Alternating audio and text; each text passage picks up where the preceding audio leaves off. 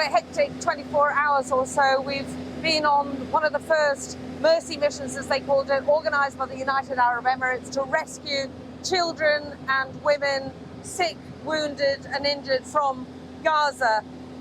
They picked up 168 people. Now, a number of them are relatives accompanying very, very sick, terminally ill people, as well as some seriously wounded. One particularly tragic case of a 10-year-old young girl who had a very serious head injury after rubble had fallen on top of them. They basically turned the flight of Boeing 777 into a flying hospital, rigging up areas of the plane which became very mini ICUs, other areas where passengers or the patients could lie, all of them absolutely exhausted. They've spent a long time under bombardment, then again trying to get out of the war zone over the Rafah crossing in Egypt and into the care of the UAE. Of course, they represent a fraction of the people who desperately need help. They all have tales of massive trauma,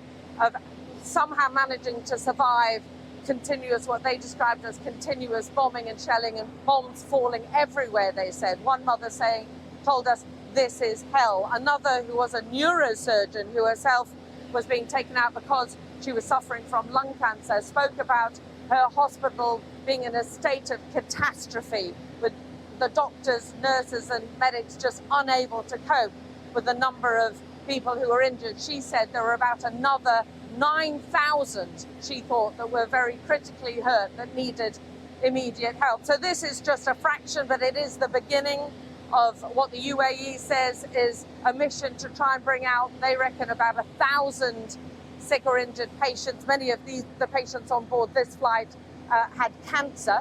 We had a haemophiliac baby, another one with a brain tumor. Many of them were adults or young people who had serious cancer developments. They'll be taken to what they're calling a humanitarian city here in Abu Dhabi, where the relatives will stay and the very sick and injured will get that very specialised help that they need. You'll remember that the Turkish hospital, which specialised in cancer care, was among one of the hospitals that was bombed, and all the patients had to be evacuated.